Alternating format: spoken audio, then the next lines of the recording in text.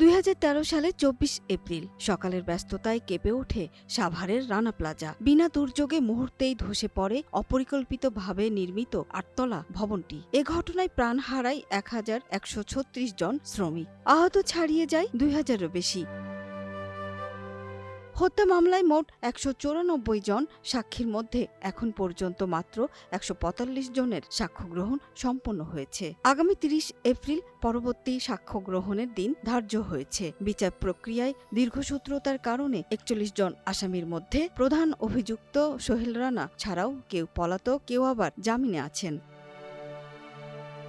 এতদিনও মামলার বিচার শেষ না হওয়ায় ক্ষোভ জানান শ্রমিক নেতারা। অবিলম্বে এই রানা প্লাজা দায়ী ব্যক্তিদের সর্বোচ্চ শাস্তি নিশ্চিত, পুনর্বাসন, ক্ষতিপূরণ এবং দায়ী ব্যক্তিদের সর্বোচ্চ শাস্তি নিশ্চিতের আমরা দাবি জানাই। রানা প্লাজার ধ্বংসস্তূপ থেকে বেঁচে ফেরার লোমহর্ষক বর্ণনা দিলেন আহত শ্রমিকরা।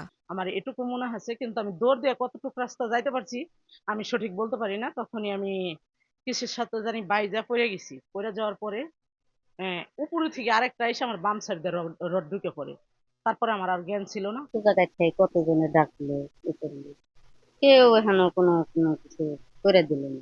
ডিএনএ নমুনা মিলিয়েও অনেক পরিবার প্রিয়জনের দেহাবশেষ খুঁজে পায়নি।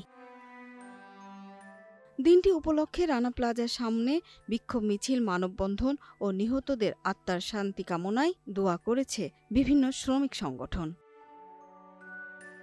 সুরাইয়া অনু, গ্রিন নিউজ ডেস্ক।